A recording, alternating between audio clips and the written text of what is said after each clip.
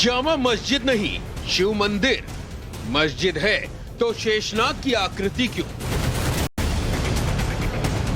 जामा मस्जिद जो है भोपाल की, इसको लेकर नई कंट्रोवर्सी शुरू हो गई है। मस्जिद है तो गुंबद मंदिर के जैसे क्यों? मुस्लिम लोग गुंबज बोलते हैं, मंदिरों के शिखर होते हैं। तो शिखर जो बना है उस पर स्वर्ण कलश आरोहित है, वो मंदिरों की स्टाइल में बना हुआ, मंदिरों की प्रतिकृति में बना है। वीडियो सबूत भी, दस्तावेजी प्रमाण भी। प्राचीन बहुत पुरानी मस्जिद है ये। तो यह क्या है कि इंसानियत वाली मस्जिद है और सब हिंदू मुसलमान भाई भाई हैं। बड़ी मस्जिद में मंदिर के बड़े निशान।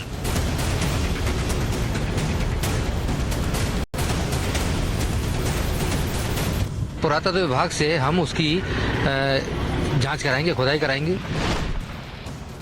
देश में कितने औरंगजेब, कितनी ज्ञानवापी।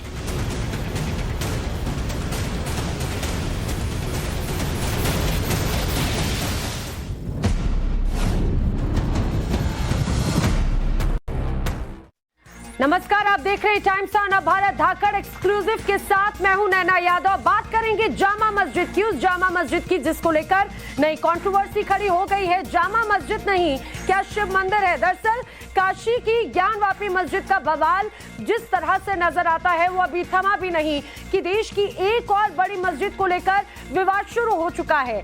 ये विवाद जामा मस्जिद से जुड़ा हुआ है और ये जामा मस्जिद है मध्य प्रदेश की राजधानी भोपाल में, जो कि बेहद प्रसिद्ध जामा मस्जिद है, जिसे लेकर कई तरह के अब बातें कही जा रही हैं। ना सिर्फ बातें बल्कि दावे किए जा रहे हैं।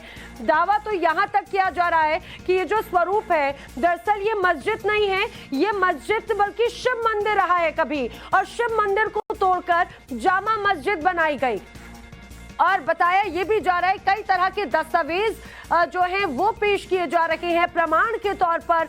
मंदिर के निशान वाले कई वीडियोस इन दिनों जमकर सोशल मीडिया पर वायरल हो रहे हैं और इन वीडियोस के साथ में यही दावा किया जा रहा है कि जो जामा मस्जिद नजर आती है राजधानी भोपाल की, जो बेहद प्रसिद्ध है, बहुत बड़ी बनी है, बहुत भव्य तरीके से बनाई गई है, लेकिन वो भी मंदिर को तोड़कर, वो भी शिव मंदिर को तोड़कर। जैसा आपको याद होगा अभी ज्ञानवापी में जो तमाम तस्वीरें नजर आती हैं, दावा ठीक बिल्कुल वैसा ही किया जा रहा है। यानी कि सिर्फ ज्ञानवापी नहीं, भारत में अभी और भी कई ऐसे स्थल हैं जिसको लेकर इस तरह का विवाद नजर आता है और उन्हीं में से एक है मध्य प्रदेश की भोपाल की जामा मस्जिद। और अब सवाल यही कि आखिर मुगल काल में कितने औरंगजेब थे जिन्होंने मंदिर तोड़कर कितनी ज्ञानवापी जैसी मस्जिदें बनाई।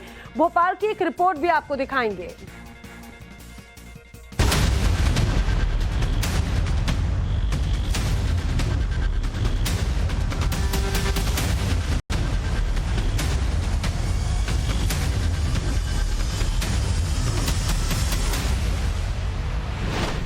जामा मस्जिद नहीं, शिव मंदिर। मस्जिद है तो शेषनाग की आकृति क्यों? जामा मस्जिद जो है भोपाल की, इसको लेकर नई कंट्रोवर्सी शुरू हो गई है। मस्जिद है तो गुंबद मंदिर के जैसे क्यों? मुस्लिम लोग गुंबज बोलते हैं, मंदिरों के शिखर होते हैं। तो शिखर जो बना है उस पर स्वर्ण कलश आरोहित है, वो मंदिरों की स्टाइल।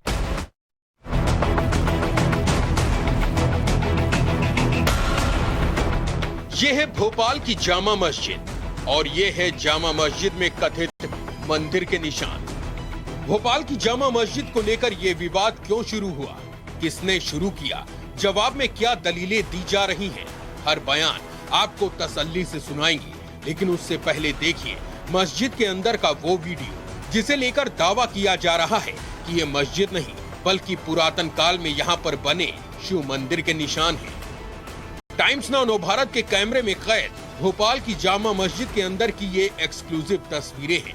मंदिर के प्रांगण में ठीक इस जगह पर यहाँ कुछ दुकानें हैं और इन दुकानों के अंदर चट्टानों को काटकर बनाई गई ये खास किस्म की आकृति आपको दिखाई दे रही होगी।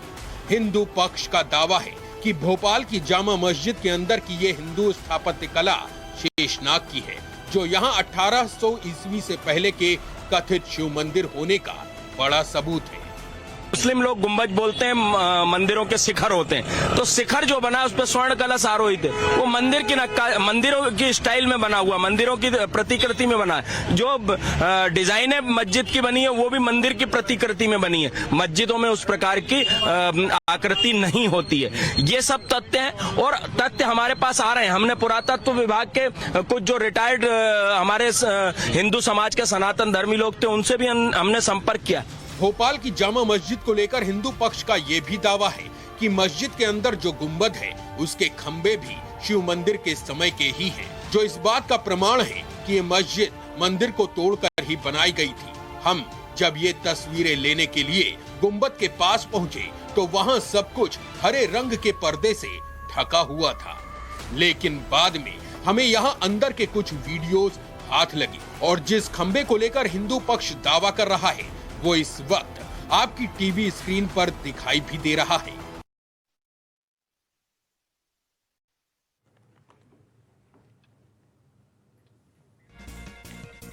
तो आपने देखा कि आखिर किस तरह से यहाँ पर ये तमाम दावे किए जा रहे हैं और ये बताया जा रहा है कि जो भोपाल की जामा मस्जिद है वो दरअसल मस्जिद नहीं बल्कि शिव मंदिर है। इसको लेकर अब मध्य प्रदेश में भी एक अलग तरह से बहस छिड़ती हुई नजर आ रही है।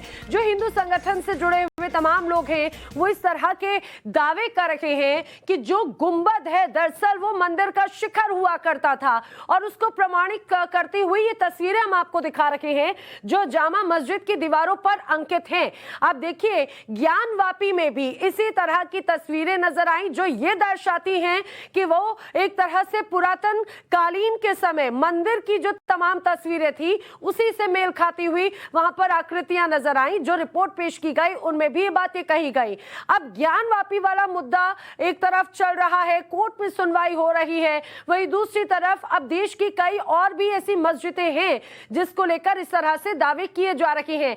औरंगजेब का बार बार जिक्र किया जा रहा है। मध्य प्रदेश में भी लोगों का यह दावा है कि जो भोपाल में जामा मस्जिद बनाई गई वहां पर भी इसी तरह से मुगल राजाओं ने हिंदू देवी देवताओं के मंदिरों को, स्थानों को खंडित किया, उन्हें तोड़ा और उनकी जगह पर इस तरह से ये भव्य जो मस्जिद है उनका निर्माण करा दिया गया। और इसको लेकर बाकायदा ना सिर्फ चर्चा है बल्कि कई ऐसे दस्तावेजों को एक तरह से प्रमाणित करते हुए पेश किया जा रहा है, बल्कि इसके अलावा वहां की आकृतियां भी साझा की जा रही हैं और ये सवाल पूछे जा रहे हैं कि अगर आखिर ये मस्जिद है तो मस्जिद की शिखर पर वो निशान कैसे जो मंदिरों पर नजर आते हैं। चाहे बात शेषनाग जो कि हिंदू सनातन धर्म में, भारतीय संस्कृति में पूजनीय माने जाते हैं, शेषनाग की आकृति उसमें नजर आती है। कई जगहों पर स्वस्तिक के निशान नजर आते हैं, कई जगहों पर बताया जा रहा है कमल के निशान नजर आते हैं। और जो शैली नजर आती है वो अरब की शैली नहीं है, वो मुगल राज की शैली नहीं बल्कि वो नागर शैली के साथ साथ अन्य वो शैलियां नजर आती हैं जो भारतीय परंपरा से जुड़ी हुई हैं। अब आइए जरा हम आपको तस्वीर दिखाते हैं। ये जो तस्वीर आप देख रहे हैं, देखिए अब ये जो आपने देखा कि जिस तरह से जो आकृतियां नजर आ रही हैं उस पर बाकायदा शेषनाग की तस्वीर आप देख रहे होंगे। चाहे बात इस हम झरने की कहें, फाउंटेन की कहें, फाउंटेन का जिक्र लगातार होता रहा है, चाहे बात ज्ञानवापी के मामले को लेकर हो या फिर इस जामा मस्जिद को लेकर। अब आप इस आकृति को ही देखिए, इस पिलर को देखिए, इस पूरी तस्वीर को अगर आप देखेंगे तो पाएंगे कि जो तस्वीर है ये तस्वीर मस्जिद की है, लेकिन भले ही आपको ये प्रतीत दिलाती हो कि ये किसी भारतीय धार्मिक स्थल की तस्वीर हो, इसको लेकर अब एक अलग तस्वीर बनती हुई नजर आती है। चलिए अब इस मस्जिद और मंदिर विवाद के बाद में रुक कर लेते हैं धाकड़ एक्सक्लूसिव में महंगाई का। दरअसल महंगाई ने आम आदमी को किस तरह से परेशान कर रखा है ये लगातार हम आपको बता रहे हैं। जीवन दूभर हो चुका है आम इंसान का। क्या आटा, क्या दाल, क्या रसोई गैस, हर चीज के दाम बेतहाशा बढ़ रहे हैं। दिल्ली हो, मुंबई हो, पटना हो, गोरखपुर या देश का कोई भी कोना, हर जगह पर लोग महंगाई से त्राहिमाम कर रहे हैं, परेशान हैं। हम आपको महंगाई पर एक रिपोर्ट दिखाते हैं, जरा देखिए।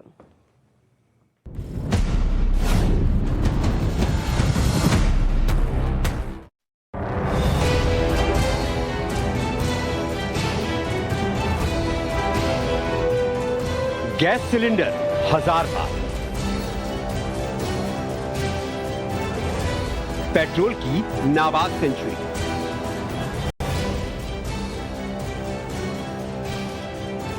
हर सब्जी हो रही है अब जेब पर भारी।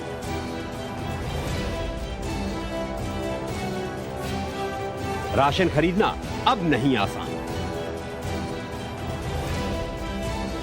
आम आदमी अब करे तो क्या करे? गैस सिलेंडर की कीमत ने कमर ही तोड़। देखिए बहुत मुश्किल हो रहा है घर चलाना। सब्जी महंगी, दाल महंगी, गैस आज 3.5 रुपए और महंगी होगी।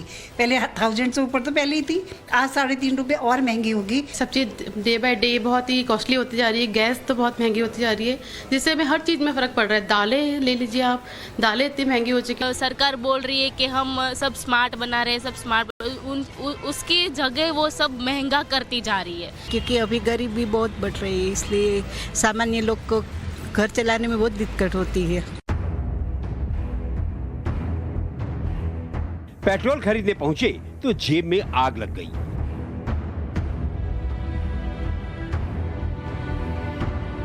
सब्जियां तो अब मुंह चिढ़ाने लगी हैं। गए थे दाल चावल आटा लेने, राशन दुकानदार ने कहा इतने पैसे में चावल और आटा ही मिलेगा। जनता बोली महंगाई ने तो कमर तोड़ दी, जेब खाली है, बाजार डरावना लगता है। और महंगाई का जोर का झटका जोर से ही लग रहा है। क्या दिल्ली, क्या मुंबई और क्या पटना, महंगाई ने मचाया हाहाकार है। सबसे ज्यादा महंगा राशन में अभी क्या हुआ है? राशन में तो इस टाइम चावल और दालों के अलावा तेल बहुत महंगे हैं। आम आदमी के हाथ से ही बाहर है, खाना बहुत मुश्किल हो गया। जो पहले आधा किलो लेता था, 1 किलो लेता था, अब 250-250 ग्राम में काम चला रहे हैं। उसके अलावा नहाने का साबुन है, पेस्ट है, इनके रेट इतने बड़े हैं कोई पूछो नहीं। 30-30, 40-40 रुपये सेट का रेट बढ़ रहे हैं। जो पहले 100 रुपये का साबुन 4 आते थे, आज 140 रुपये का है वो 4 से। कपड़े धोने का साबुनों में इतने भाव बढ़े हैं, मतलब आम आदमी का जीना ही मुश्किल हो गया। समझ नहीं आया कैसे आदमी गुजारा कर पाएगा। यहाँ पे एक ग्राहक हम उनसे बात करेंगे। ये बताइए मैम, आप एक महिला हैं, कहा जाता है कि महिला जो है वो एक तरीके की गृह मंत्रालय होते हैं, उनके पास पूरा घर वही संभालती हैं। जिस तरह से महंगाई बढ़ी है, इसका असर पड़ने लगा आपके किचन पे भी और बजट पे? हाँ, वो तो होता ही रहता है। कोई भी आएंगे तो कम ही नहीं होता, बढ़ते ही जाता है महंगाई। तो महंगा कहाँ कम होता है। डॉक्टर भी कहते हैं कि हरी सब्जी और फल खाओ, बीमारियों को दूर भगाओ। महंगाई की वजह से हालात ऐसे हो गए हैं कि फल और सब्जियां ही दूर हो गई हैं। मुंबई में सब्जियों के दाम लगातार बढ़ रहे हैं। हम हैं मुंबई के भाईखाला में, जानते हैं किन सब्जियों के दाम बढ़े हैं और किन सब्जियों के दाम कम हुए हैं। ये सब्जी तो कौन सा कम नहीं हुआ, लेकिन ये शिमला मिर्ची, टमाटर, गाजर, ये लोग का भाव बढ़ गया उल्टा ज़्यादा, और रोज बढ़ते जा रहे हैं थोड़ा। सस्ता है सब, सस्ता कुछ भी नहीं है अभी, सब महंगाई किया है। टमाटो 100 रुपया, 80 रुपया, 60 रुपया ऐसा मिलता है। अभी बहुत महंगाई हो गया है, महंगाई से दाम बढ़ रहा है, बड़े लोगों का खिस्सा भर रहा है, छोटे लोग को मर रहे हैं। इधर सब सब्जी का भाव दाम दुपट हो गए हैं। भिंडी 80 रुपए किलो हो गए हैं। पेट्रोल महंगा है, हर एक चीज़ महंगा तो है। कैसे पड़ता है? जिस तरह से गाड़ी लेके चलना प्लस घर का खर्चा, बहुत मुसीबत उठाना पड़ता है। कहाँ पड़ता है? बहुत हिसाब से बच्चे लोग को पढ़ाना। मिल जाए वही बहुत है। महंगाई का असर अब रोजमर्रा की चीजों पर पड़ने लगा है। पिछले कुछ महीनों में चावल की कीमत में 5 से 6 रुपए का उछाल आया है। आटा करीब 10 रुपए महंगा हो चुका है। तेल में भी 10 से 12% का उछाल बना हुआ है, जबकि साबुन, शैम्पू 20 से 30 रुपए की तेजी पर है। और सब कुछ जुड़ा है पेट्रोल और डीजल की कीमतों से। पेट्रोल डीजल ने न सिर्फ वाहनों का बल्कि किचन का भी बजट बढ़ा दिया है। देखिए बिहार की राजधानी पटना में क्या हाल हो गया है। क्या बना रही हैं? हम तो अभी बस बच्चे लोग के लिए कुछ लंच बना रहे हैं। जी। कितना मुश्किल होता है, क्योंकि महंगाई हर तरह से बहुत ही हो रहा है। हम लोग के साथ, मीडियम वर्ग के लोग के साथ बहुत ज़्यादा परेशानी बढ़ गई है, इसलिए कि पहले 10,000 मंथ में लगता था हम लोग, लेकिन अब डबल हो गया है। क्योंकि हर चीज़ देखिए ना, तेल देखिए कितना महंगा हो गया है, आटा कितना महंगा हो गया, हर गैस सिलेंडर देखिए जो 1,000 रुपया हम लोग को मंथली लगता है, तो महंगाई तो बहुत ज़्यादा बढ़ रहा है ना, दाम भी लगातार बढ़ रहा है बहुत ज़्यादा। हम मतलब हाउस वाइफ के लिए तो बहुत बड़ी चुनौती है किचन संभालना, खास करके।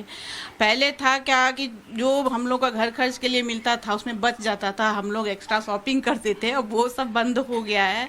बच्चा लोग का डिमांड बंद हो गया है। क्या करें, इससे महंगाई बढ़ रही है तो उस हिसाब से सैलरी भी बढ़नी चाहिए। सैलरी नहीं बढ़ रही है लेकिन महंगाई बढ़ गई है। महंगाई पर जल्द ही एक्शन नहीं लिया गया तो हालात बेकाबू हो सकते हैं। जी हाँ, महंगाई को लेकर आगे स्थिति और बिगड़ सकती है, लेकिन इसी बीच महंगाई को लेकर एक बहुत बड़ी ब्रेकिंग न्यूज आपको बताने जा रहे हैं जो अभी अभी आई है। अगले 2 दिनों में महंगाई पर केंद्र सरकार स्ट्राइक करने वाली है। जी हाँ, टाइम्स ऑफ भारत आपको एक्सक्लूसिवली जानकारी दे रहा है कि हाई लेवल मीटिंग एक हुई है और उसके बाद में माना जा रहा है मोदी सरकार ने फैसला लिया है कि जो खाने पीने की चीजें जिनकी कीमत बहुत तेजी से बढ़ी उसे कंट्रोल किया जाएगा। इतना ही नहीं बल्कि डीजल पेट्रोल की कीमतों को लेकर भी आने वाले दिनों में कोई बड़ा ऐलान हो सकता है। बढ़ती महंगाई के बीच एक राहत की खबर ये। कुल मिलाकर ये कहा जाए कि आने वाले 2 दिनों में महंगाई कंट्रोल पर कुछ बड़ा डिसीजन हो सकता है, लेकिन वो क्या है टाइम्स ऑफ भारत आपको बताएगा। मेरे साथ ही रविकांत राय समय मेरे साथ में जुड़ रहे हैं एक बड़ी एक्सक्लूसिव जानकारी के साथ में। रविकांत, लोग ये कहा जाए हाय हाय कर रहे हैं अभी इस पूरी महंगाई के चलते, उनका बजट बिगड़ा हुआ है। अब चिंता यही कि आखिर आगे संभलेंगे कैसे, क्या नया फॉर्मूला निकाल रही है मोदी सरकार?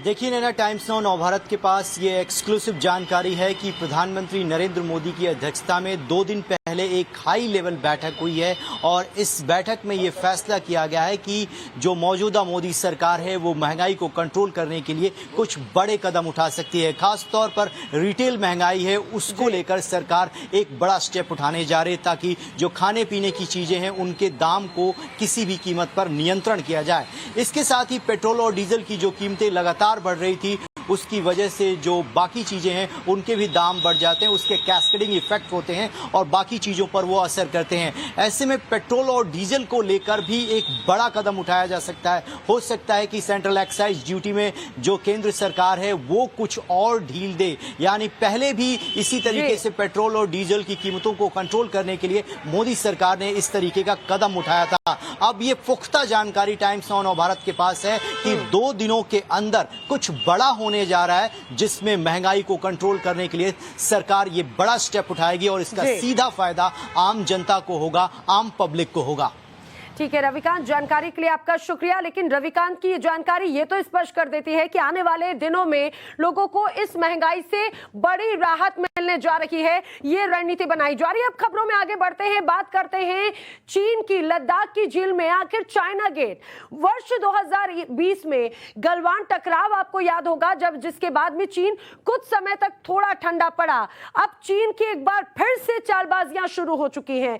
भारतीय सेना LAC पर पूरी तरह से तैयार है। लगातार अगर देखा जाए तो दूसरे समर हॉल में भारतीय सेना अपने डिप्लॉयमेंट को संतुलित कर रही है। 2 सालों में अब तक चीनी सीमा पर नए 6 डिवीजन्स की तैनाती की जा चुकी है और अब खबर तो यह है कि पैंगोंग त्सो पर चीन दूसरा ब्रिज बना रहा है। भारतीय सेना हाई अलर्ट पर है और भारत सरकार ने कहा है कि चीन का ब्रिज उसकी अपनी सीमा में है, भारतीय सीमा में नहीं। एक रिपोर्ट आपको दिखाते हैं।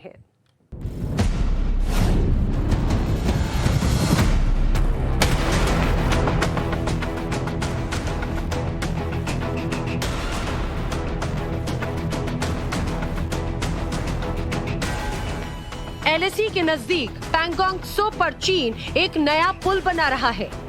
ये चीन द्वारा बनाया जाने वाला दूसरा पुल है जिसके बारे में कहा जा रहा है कि चीन इसका इस्तेमाल बड़े सैन्य वाहनों के लिए कर सकता है। इससे पहले पिछले साल भी पैंगोंग त्सो पर ऐसे ही एक पुल की तस्वीरें भी सामने आ चुकी हैं।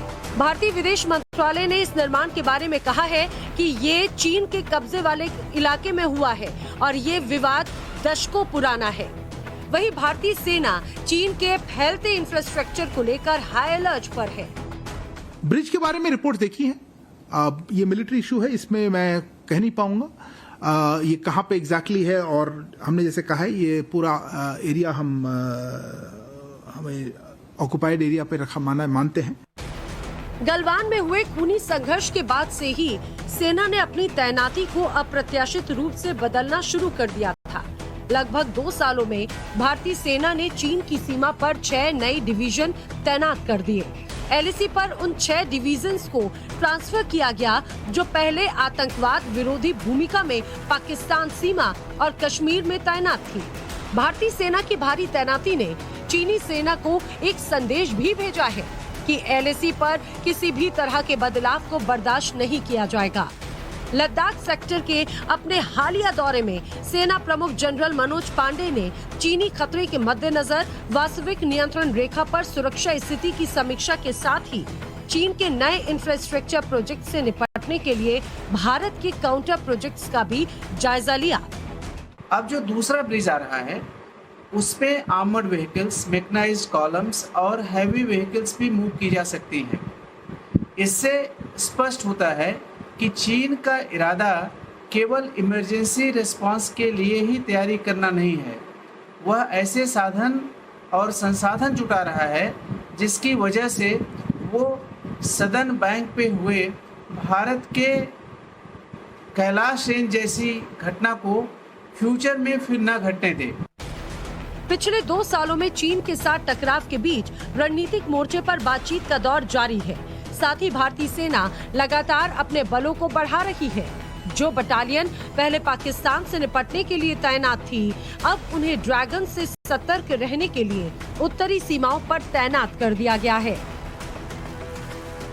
LAC पर 2 डिवीजन आतंकवाद विरोधी दस्ता तैनात किया जा चुका है।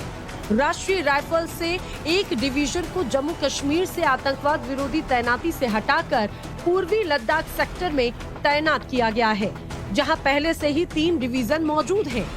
इसी तरह तेजपुर स्थित गजराज कोर के तहत असम के एक डिवीजन को पूर्वोत्तर में चीन की सीमा के पास तैनात किया गया। 17 माउंटेन स्ट्राइक कॉर्प्स जो पहले लद्दाख सेक्टर में काम करती थी, अब केवल पूर्वोत्तर तक ही सीमित है। साथ ही उन्हें झारखंड की एक और डिवीजन भी दे दी गई है। उत्तर प्रदेश में स्थित 2 सेना डिवीजन्स को अब लद्दाख थिएटर के लिए उत्तरी कमान को सौंपा गया है। उत्तराखंड स्थित एक स्ट्राइक कोर के डिवीजन को पूरे सेंट्रल सेक्टर की देखभाल के लिए सेंट्रल कमांड को सौंपा गया है, जहां चीन के सैनिक कई मौकों पर सीमा उल्लंघन का प्रयास करते रहे हैं। LAC पर नई तैनाती के तहत सेना के 4 स्ट्राइक कोर में से 2 की तैनाती हो चुकी है, जबकि अप्रैल-मई 2022 से पहले उनमें से 3 की पाकिस्तान की सीमा पर तैनाती थी। गलवान में हुए खूनी संघर्ष के बाद भारतीय सेना ने LAC पर अपने डिप्लॉयमेंट्स को अप्रत्याशित रूप से बढ़ाया है। पिछले 2 सालों में 6 नई डिविजन्स इस पूरे इलाके में तैनात कर दी गई हैं और अब चीन के द्वारा बनाए जा रहे पैंगोंग त्सो के दूसरे पुल पर जब विदेश मंत्रालय का ये कहना है कि बातचीत के जरिए ये पूरा मसला सुलझाया जाएगा, वहीं भारतीय सेना हाई अलर्ट पर है। लगातार यहाँ डिप्लॉयमेंट्स को देखा जा रहा है और चीन की किसी भी हरकत पर पूरी मुस्तैदी से निगरानी की जा रही है। विजय परवेज के साथ शिवानी शर्मा, टाइम्स नाउ नव भारत, दिल्ली से। और यहाँ पर रुक रहे एक बहुत छोटे से ब्रेक के लिए। ब्रेक के बाद आपको दिखाएंगे औरंगजेब की क्रूरता के 10 पन्ने।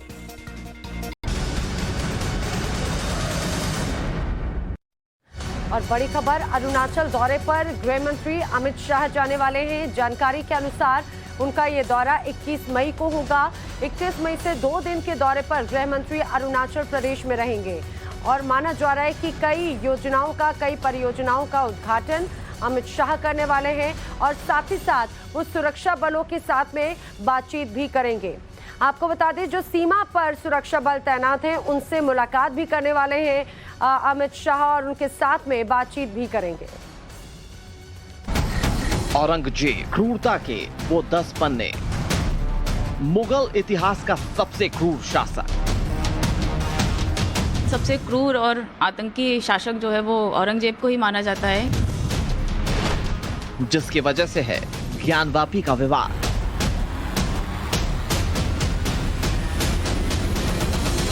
जिसने काशी की आत्मा को पहुंचाई चोट, जो है श्री कृष्ण जन्मभूमि विवाद की जड़। मथुरा से कृष्ण का नाम मिटाने का षड्यंत्र रचा। वो बड़ा प्रसन्न हुआ, यहाँ आया बड़ा प्रसन्न हुआ उसके खंडहरों को देख करके, और मस्जिद जल्दी बन रही थी तो सबको बड़ा प्रसन्न। मथुरा को उसने इस्लामाबाद घोषित किया। काशी से मथुरा तक अत्याचारों के निशान। हिंदुओं की आस्था पर हथौड़ा चलाने वाला बादशाह। जजिया कर जो है वो औरंगजेब के काल में पुनः 1679 में लगा दिया गया था। हिंदुओं से नफरत करने वाला मुगल शासक। ऐसे अत्याचारी के नाम पर सड़क क्यों? हिंदुवादी संगठन तो ये बातचीत उठा रहे हैं और ये मुद्दा उठा रहे हैं, सरकार से मांग कर रहे हैं कि औरंगजेब का नाम देश के इतिहास से हटा देना चाहिए। ऐसे विध्वंसकारी का संरक्षण क्यों?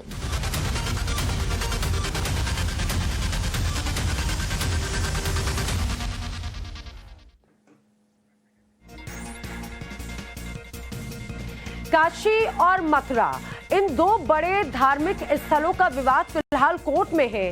काशी और मथुरा दोनों ही जगहों पर विवाद सिर्फ एक है कि पहले जहां पर मंदिर था उसे तोड़कर वहां पर मस्जिद बना दी गई। इतिहास की किताबों, दस्तावेजों में काशी और मथुरा का जो खलनायक है उसका भी जिक्र है और वो नाम है औरंगजेब का। काशी मथुरा ही नहीं बल्कि औरंगजेब के कई और ऐसे अत्याचार हैं जिनके पन्ने इतिहास निकालकर आपके सामने हम रखेंगे। देखिए, हिंदू धर्म से नफरत करने वाले क्रूर मुगल बादशाह के अत्याचारों की पूरी दास्तान।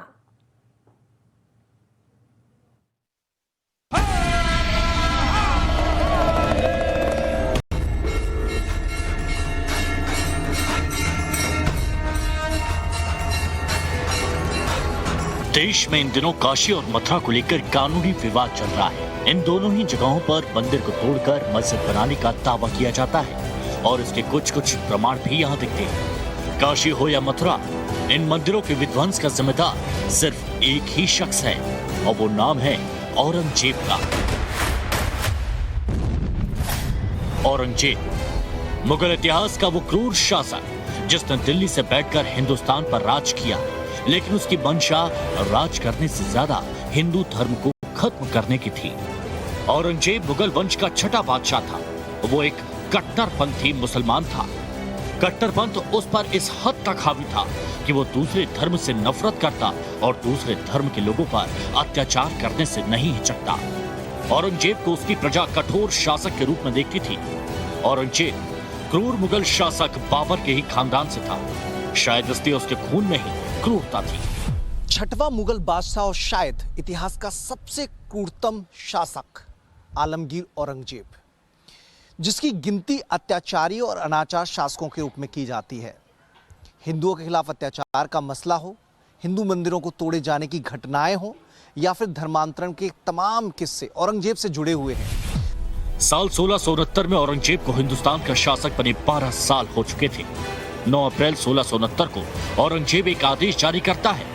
इस आदेश में लिखा होता है, मूर्ति पूजा करने वालों के सारे मंदिर और स्कूल ध्वस्त कर दिए जाएं और उनके धार्मिक शिक्षाओं और क्रियाकलापों को बंद किया जाए। मुगल बादशाह के इसी फरमान के बाद काशी और मथुरा में मंदिरों को तोड़ने का काम शुरू किया गया। सिर्फ मंदिर तोड़ना ही नहीं, बल्कि औरंगजेब का मकसद था कि वो हिंदू धर्म के लोगों को कमजोर दिखाए और इसके लिए उसने मंदिरों को तोड़कर उसके ऊपर मस्जिद बनवाई। औरंगजेब ने काशी में ज्ञानवापी मस्जिद को इस तरीके से बनवाया ताकि मस्जिद की चौथी दीवार मंदिर की ही दीवार हो, जिन्हें देखकर हिंदू धर्म के लोग शर्म महसूस करें। औरंगजेब के बारे में सबसे पहली लाइन आती है कि वह दारुल हर्ब से भारत को दारुल इस्लाम बनाना चाहता था।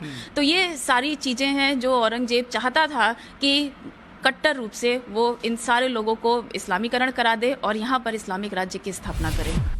दावा किया जाता है कि मथुरा में सन 1669 में श्री कृष्ण का भव्य मंदिर तोड़वाने के बाद औरंगजेब उस जगह पहुंचा और टूटा हुआ मंदिर देखकर खूब मुस्कुरा रहा था। वो बड़ा प्रसन्न हुआ, यहाँ आया बड़ा प्रसन्न हुआ उसके खंडहरों को देख करके, और मस्जिद जल्दी बन रही थी तो सबको बड़ा प्रसन्न। मथुरा को उसने इस्लामाबाद घोषित किया। मंदिर तोड़े जाने से भी औरंगजेब को चैन नहीं था। उसने जनवरी 1670 में एक आदेश दिया था।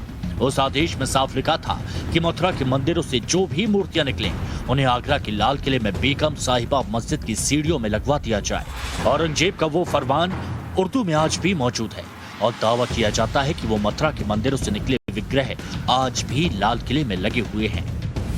तो यहाँ के जो विग्रह थे ठाकुर केशव देव जी महाराज, उनको औरंगजेब आगरा ले गया था और आगरा में लाल किले में एक छोटी बेगम की मस्जिद है, उसकी सीढ़ियों में उन्होंने विग्रह को लगा दिया गया था जो आज भी लगे हैं। और औरंगजेब ने इन विग्रहों को वहाँ सीढ़ियों में लगाया था और उनसे पैरों से वो शाही खानदान के लोग और चढ़ते उतरते थे, वो कलंकित करने के लिए हिंदू धर्म को, इसलिए उन्होंने लगाया। औरंगजेब की मंशा थी कि भारत को इस्लामिक देश बना दिया जाए और इसके लिए उसने हिंदुओं पर बहुत जुल्म किया। राजस्थान के बीकानेर के राज्य अभिलेखागार में 16वीं सदी में लिखे गए औरंगजेब का फरमान आज भी सुरक्षित है। 8 अप्रैल 1667 को जारी एक फरमान के मुताबिक औरंगजेब ने पूरे हिंदुस्तान में आतिशबाजी पर प्रतिबंध लगा दिया था। औरंगजेब ने खुद ही अपना नाम आलमगीर रख दिया, जिसका मतलब होता है विश्व विजेता। उस पर हिंदुस्तान को जीतने की सनक थी तो अपने धर्म इस्लाम के प्रति कट्टर था। दावा किया जाता है कि औरंगजेब ने जबरन हिंदुओं का धर्मांतरण करवाया था। जो हिंदू इस्लाम कबूल नहीं करता था उसकी हत्या करवा दी जाती। उसने ये ऑप्शन भी रखा कि अगर आपको जजिया कर नहीं लगाना है, अगर आपको जजिया कर नहीं देना है, तो आपके पास बहुत सामान्य सा एक साधारण सा रास्ता आपके सामने है कि आप इस्लाम धर्म ग्रहण कर लीजिए, आपको जजिया कर नहीं देना पड़ेगा। और जिन लोगों ने इस्लाम धर्म ग्रहण किया जजिया कर न देने के उसमें, तो उसने जो है वो उन लोगों ने जब इस्लाम धर्म ग्रहण किया तो उनके लिए बड़ा जलसे का आयोजन किया जाता था, उनके लिए जुलूस निकाला जाता था, उनको पूरे शहर में घुमाया जाता था कि देखो इन्होंने जो है वो इस्लाम धर्म ग्रहण कर लिया। हिंदुओं से नफरत के कारण औरंगजेब ने एक और तुगलकी फरमान जारी किया था। उस फरमान के मुताबिक हिंदुओं से जजिया कर वसूला जाता था। जजिया गैर मुस्लिमों पर लगने वाला एक टैक्स था। जजिया अदा करने के बाद हिंदू और गैर मुस्लिम धर्म के लोग अपने धर्म का पालन कर सकते थे। अकबर ने 1579 में जजिया खत्म कर दिया था, लेकिन उसके भरपूर औरंगजेब ने इसे फिर से लागू कर दिया। जजिया कर जो है वो औरंगजेब के काल में पुनः 1679 में लगा दिया गया था, जबकि यह कर जो है वो अकबर के काल में अकबर ने उसको समाप्त कर दिया था। और उसका कारण भी यही था क्योंकि वह हिंदुओं पर अधिक से अधिक अत्याचार करना चाहता था। तो ऐसा कर जो कि सिर्फ हिंदुओं से लिया जाता था, जो गैर इस्लामिक लोग थे उनसे लिया जाता था। औरंगजेब की क्रूरता की और भी कई दास्तान हैं जो इतिहास के पन्नों में दर्ज है। आगे बताएंगे कि कैसे औरंगजेब ने शिवाजी महाराज को बंदी बनाने की कोशिश की थी और क्यों औरंगजेब ने अपने ही भाइयों की हत्या करवा दी। Bureau report, Times Now Bharat.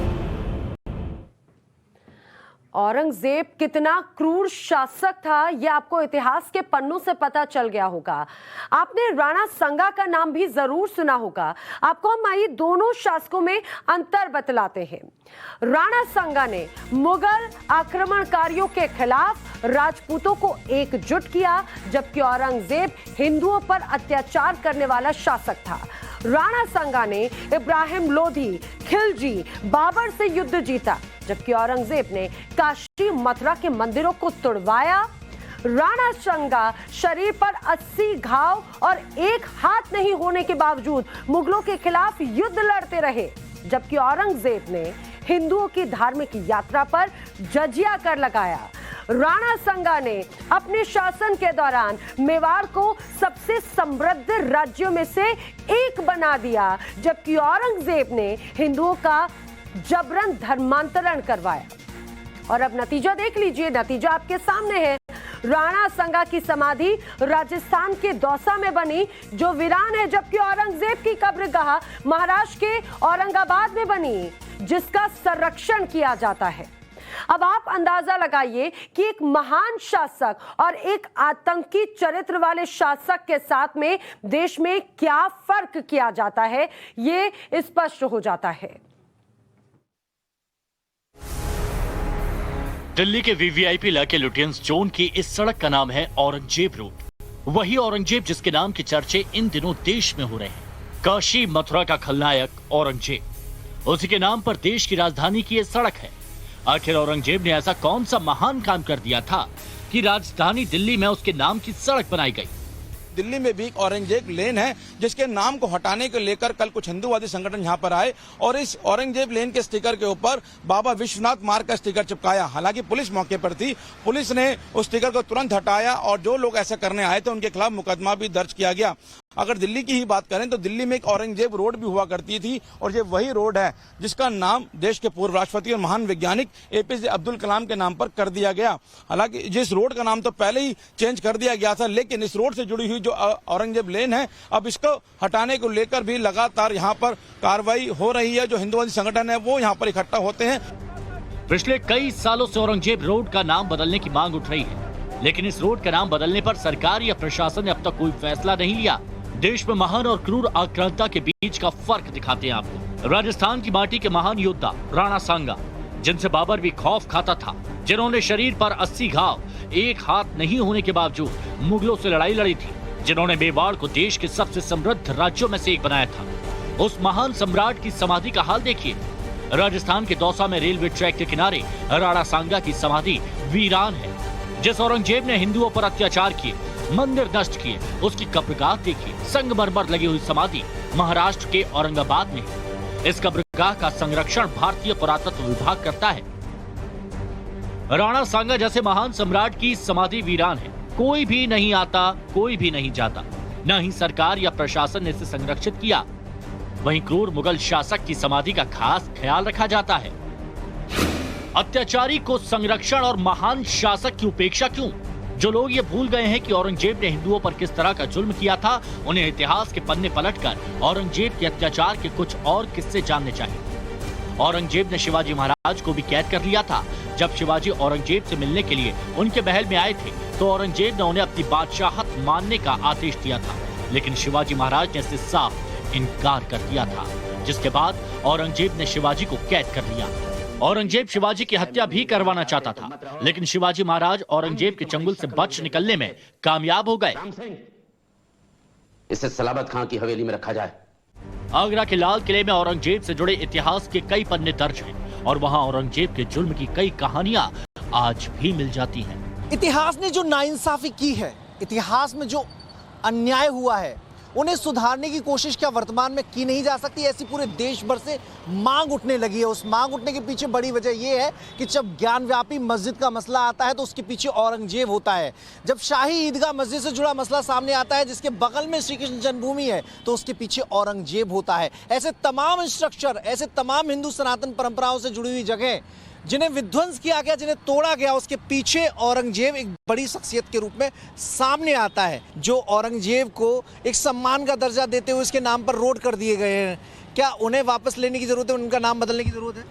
देखिए, मैं ये कहना चाहता हूँ कि हर चीज़ 100% तो नहीं हो सकती है। जितना सुधार हो सकता है उतना सुधार किया जा सकता है। औरंगजेब तो अपने परिवार का भी सगा नहीं था। उसने सत्ता के लालच में अपने पिता शाहजहां को 7.5 साल तक कैद रखा और इसी कैद में शाहजहां की मौत हो गई। औरंगजेब ने अपने भाई दारा शिकोह की भी हत्या करवा दी थी। दारा शिकोह को जब वो उत्तराधिकार के युद्ध के बाद जब कैद कर लेता है तो कैद करने के बाद भी उसको जो है वो दिल्ली की सड़कों पे घुमाया जाता है कि देखो तुम लोग जिसको बहुत मानते थे उसकी आज क्या स्थिति है, और उसको बिल्कुल गंदे कपड़े पहनाकर, चेहरे पर कालिक पोत कर, उसको गधे पर बैठा के जो है वो पूरी दिल्ली में घुमाया जाता है। और बाद में उसकी हत्या करने के बाद भी उसके शव को भी जो है वो औरंगजेब ने पूरे शहर में जो है वो घुमाया और लोगों को ये बताया कि देखो जिस पर तुम सबसे ज़्यादा भरोसा करते थे, जिसको तुम लोग मेरी जगह बादशाह बनाना चाहते थे, आज उसकी ये स्थिति है कि मरने से पहले भी उसकी बहुत बुरी स्थिति थी और मरने के बाद भी उसकी लाश को जो है वो पूरे जनता के सामने उसको प्रदर्शित किया गया। मुगल शासक औरंगजेब को इतिहास के पन्नों में क्रूर शासक का दर्जा दिया जाता है और उसी क्रूरता का प्रमाण आज काशी और मथुरा में दिखता है। आगरा से मनीष यादव और वाराणसी से आशुतोष सिंह के साथ bureau report, Times now Navbharat. Aurangzeb आखिरी मुगल शासक लेकिन उसके जाते जाते हिंदुस्तान में हिंदू और मुसलमान के बीच में ऐसी खाई पैदा हो गई जो आज तक भर नहीं पाई है। औरंगजेब की क्रूरता की ही मिसाल है काशी का ज्ञानवापी मस्जिद है या मंदिर, इसे लेकर दोनों पक्षों के अपने अपने दावे हैं। लेकिन जिस तरह से भारतीय मुसलमानों ने अदालत और सबूतों पर सवाल उठाने शुरू कर दिए, उठाने वालों को ईमान और इस्लाम का पाठ पढ़ाना शुरू कर दिया, वो खुद ब खुद कुछ ना कुछ बयां जरूर कर देता है।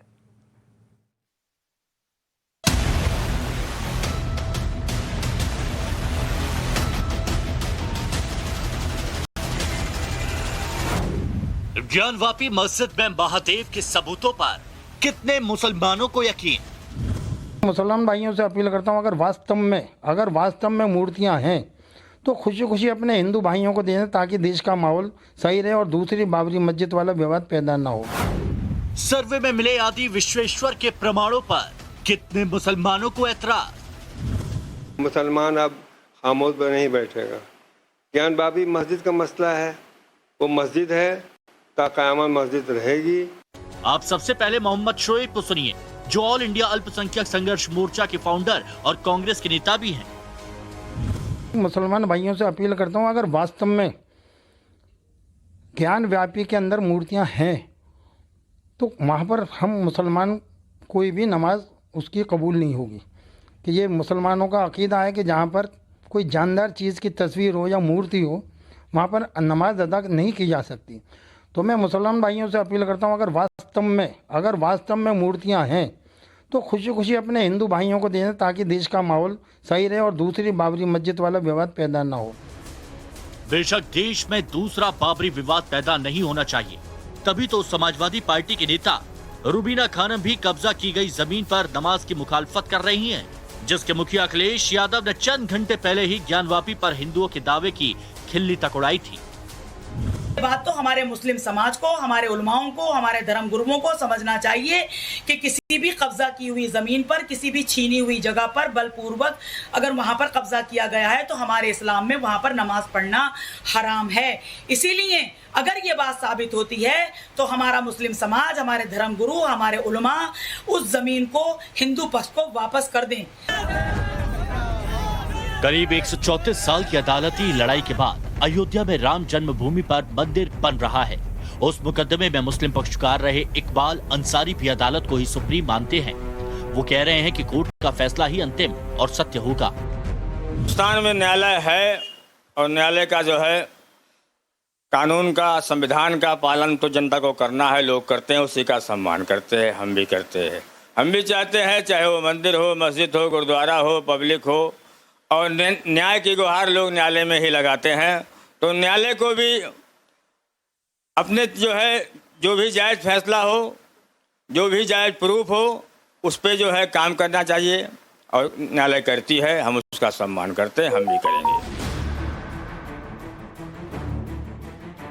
लेकिन अयोध्या केस के ही मुस्लिम पक्षकार हाजी महबूब इकबाल अंसारी से इत्तेफाक नहीं रखते हैं। उनकी दलील ज्ञानवापी की कयामत तक मस्जिद होने की हिमायत में है। इस वक्त तो न्यायालय पर भाई हर आदमी को विश्वास होता था और विश्वास आज भी मैं करता हूँ, लेकिन अगर बाबरी मस्जिद ऐसा फैसला आएगा तो अब हम उसको स्वीकार नहीं करेंगे, क्योंकि बाबरी मस्जिद मसले में अदालत ने ये कहा वो मस्जिद थी, मस्जिद गिराई गई, मस्जिद में बुत रखा गया, सब होने के बावजूद भी ये कहा गया कि राम मंदिर को दे दिया जाए। मुसलमानों ने खामोशी अख्तियार कर ली, जाने दो, इतने दिन से का मसला था, ठीक है, मान लिया गया, हल हो गया। अब हर जगह उनकी हक धर्मी, हक तलफी करने पे मुसलमान अब खामोश पर नहीं बैठेगा।